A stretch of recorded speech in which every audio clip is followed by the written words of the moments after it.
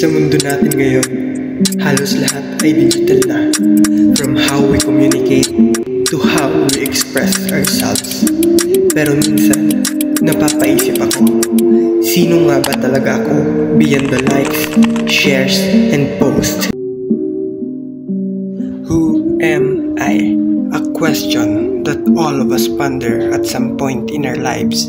But today, I am here to give you a glimpse of my digital self.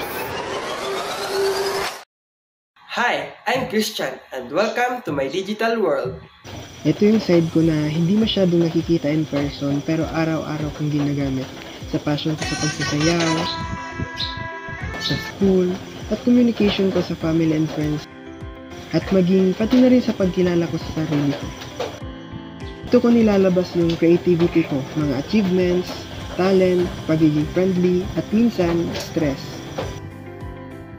Sa online, mukha akong organized, confident, laging handa na para bang perfect.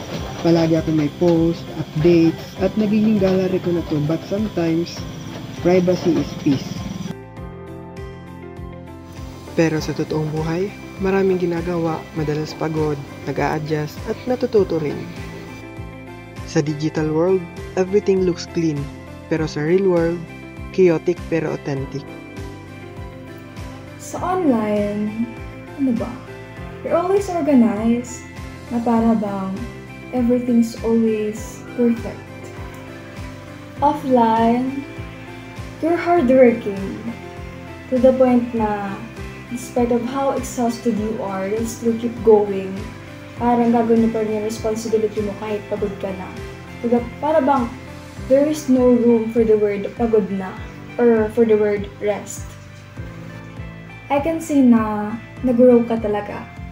Kasi you became more responsible sa more responsibilities mo. Especially nung naging president ka nung senior high. Natutunan ko na ang digital self ay hindi lang basta post. It's our responsibility dahil bawat sinasabi ko online ay may epekto at bawat ginagawa ko offline lumalabas din naman online. Dito ko na-appreciate na yung digital identity ko ay reflection din ng growth ko as a student and as a person. But look, I am always here, discovering who I am. So that was me. Those were the layers of my digital self. Bye!